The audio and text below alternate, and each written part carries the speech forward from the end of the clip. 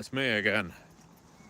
And I have another walking, talking AMA as we head into town for another evening of gaming. And as you can see by the dark grey skies behind me, I'm expecting that partway through this walking, talking AMA, I'm going to end up absolutely drenched. So you will get to see that live on camera. Matthew Dawkins, the gentleman gamer, in a wet t-shirt competition, catching pneumonia, dying of hypothermia, all of the hits, because this weather looks bleak and distinctly British. You know, I like living in a wet country. Much rather be wet than dry. DS Clava waves, hi, and John Burke asks if I'm expecting. No. Although one could say the sky is pregnant and waiting to give birth, waiting for its waters to break.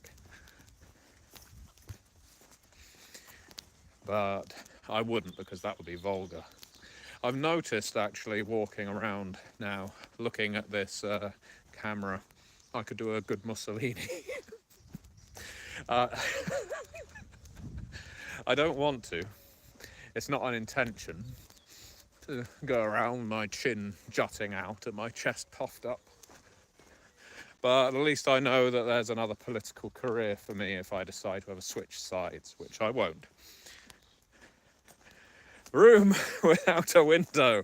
Well, you know, it didn't work out terribly well for Il Duce the first time, so I don't really plan to relive that. John Burke says I could be a Reform MP with that attitude.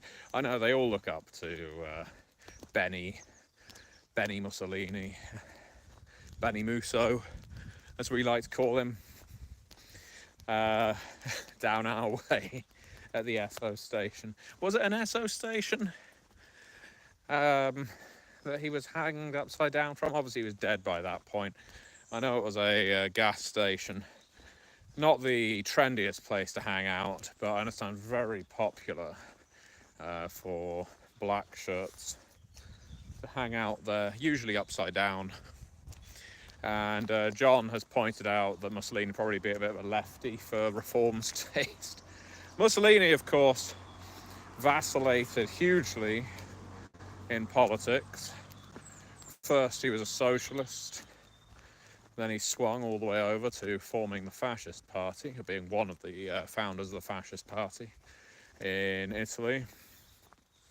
And I would imagine, a little like Mr. Trump, he was probably something of a political opportunist. I think he did what he did for power more than because he had a specific, what you might call, ethos. Strongman ethos, no doubt, but probably not something quite, nothing philosophically inclined, we should say. But we don't do these AMAs so that we can talk about dead fascists, although, you know, it is a fun topic. We do these AMAs so that you can ask me anything. You can ask me anything about anything, and I will weigh in with an opinion. It might be informed, it might be completely ignorant. It usually is. I will say, as people are rolling in, thank you so much to everybody who has been watching the Let's Plays recently. You know, on this channel, way back when, I used to do a lot of Let's Plays with games like XCOM, Terror from the Deep, Bioshock, a lot more. And this was years and years ago, over a decade ago.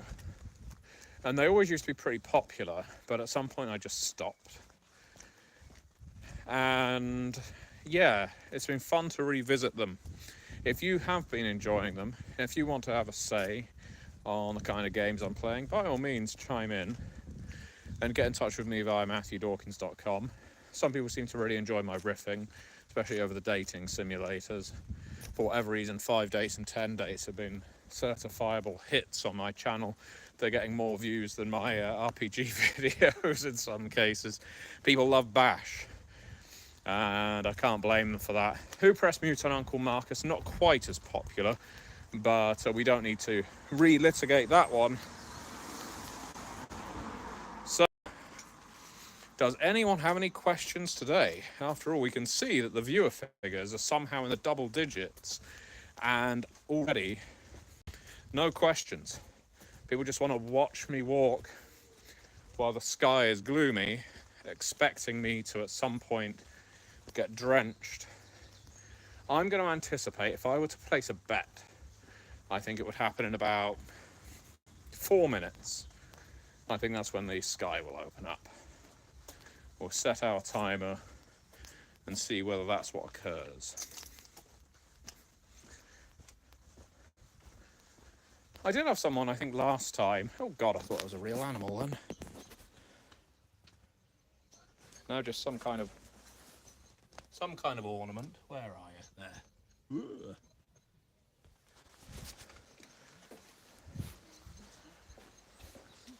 Not sure what that was. But anyway,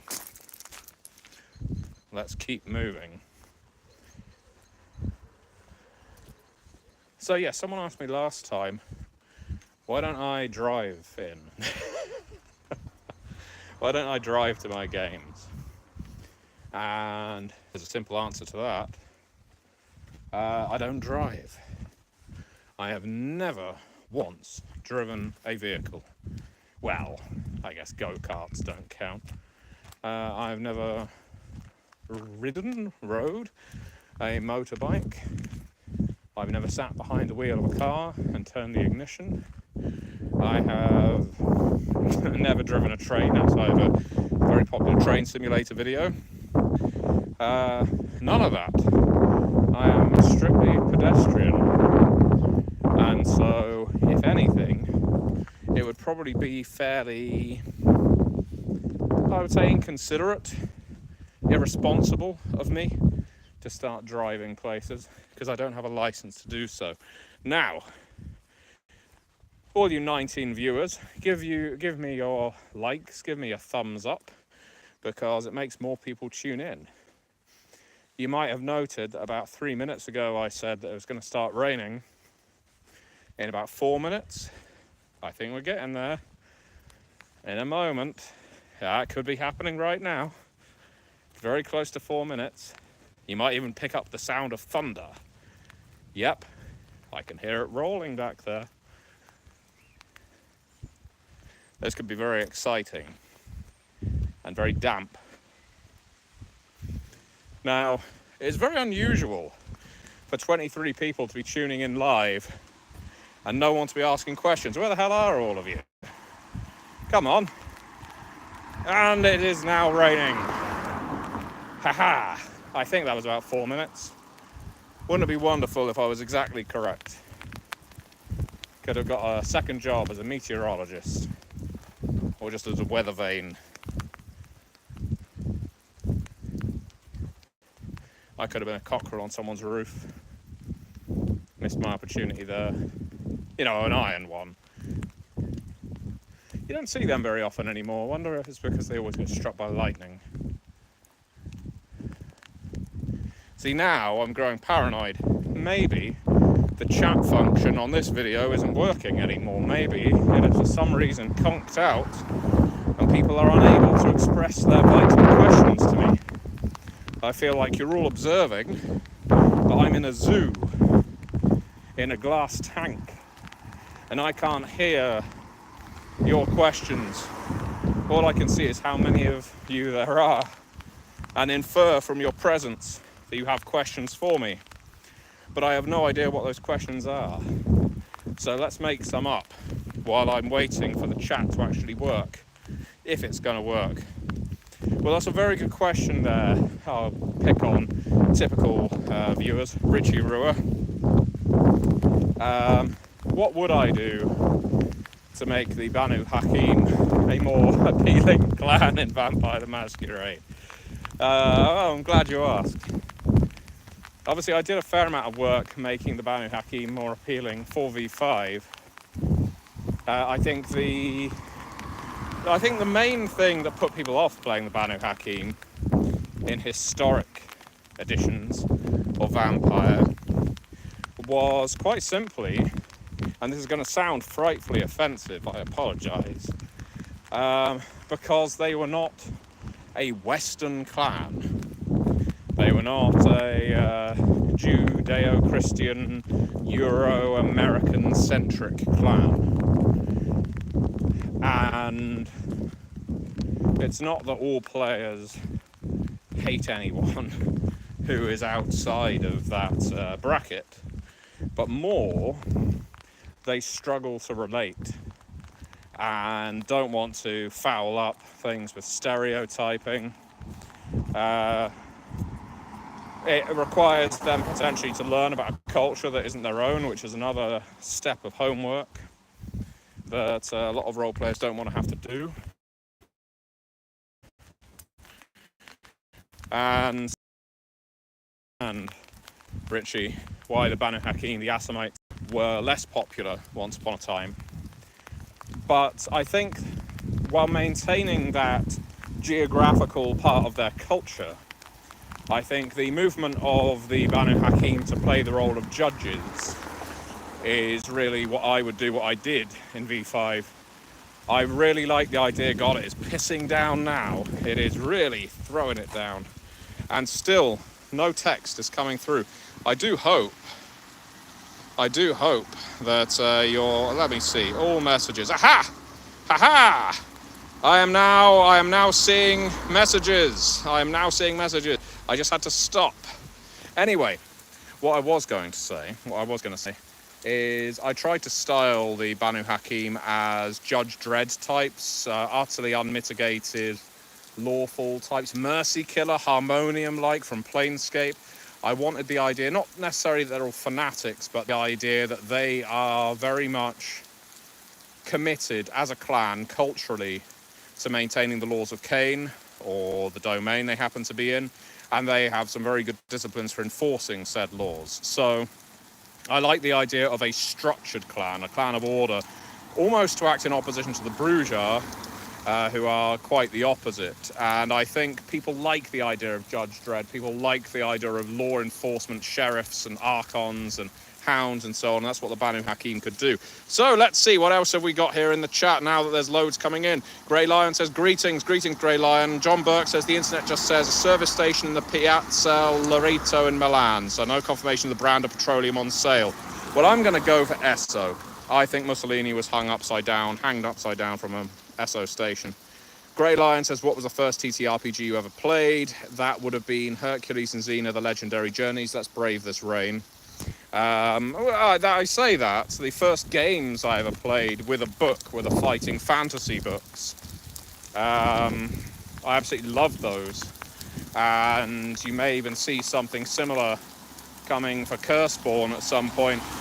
But the first TTRPG I ever played around a table with dice, character sheets and so on was Hercules and Xena, The Legendary Journeys. My phone is going to die in this rain.